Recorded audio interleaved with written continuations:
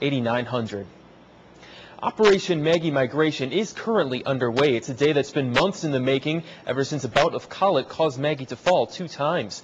Now, no more treadmills, no more snow. Tonight, Alaska's elephant jetted out of the last frontier for sunnier and warmer pastures. All right, come here.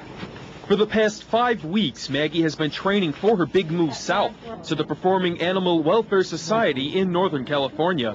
Maggie had to get comfortable being in a crate with her legs chained and airplane noise playing from the speakers. Longtime animal trainer Margaret Whitaker has helped move many elephants and says this pachyderm's a pro. The biggest surprise has been how well she's tolerated everything we've thrown at her. The training has been really quick, and she's done fantastic. This morning at Elmendorf, crews were getting ready for the one-of-a-kind flight.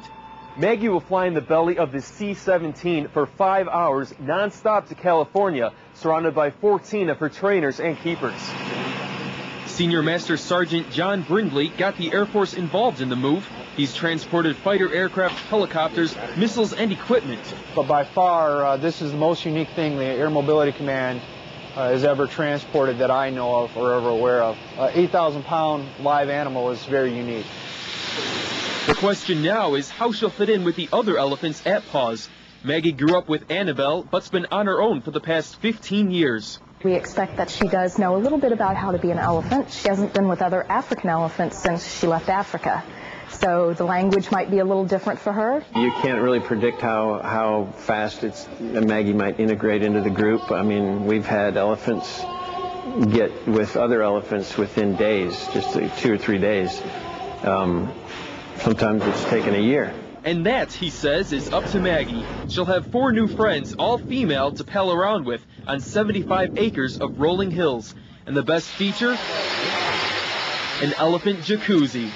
Paws anticipates quite the reaction from the group of gals. Whenever the elephants see her, it'll be loud. It'll be real exciting for Maggie and for them. And with all the preparation, the Air Force has no doubt the plan will go off without a hitch.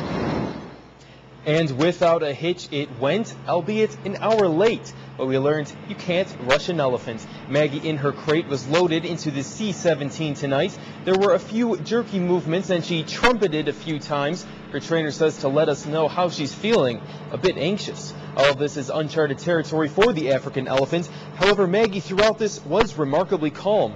She was fed treats to A, check her trunk's temperature, and B, to keep her stress-free. Apparently, food does that for her. Now on the flight, Air Force and Alaska National Guard personnel will make sure Maggie's as comfortable as an elephant can be, relying on her handlers aboard the aircraft. The C-17 is called the Cadillac of planes, so the mission could be a piece of cake, say Maggie's keepers. And it was a clear sky. The rain held off as the C-17 soared into the night.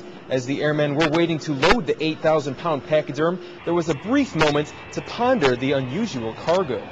The first thought that came to all of our minds was Operation Dumbo Drop back during Vietnam.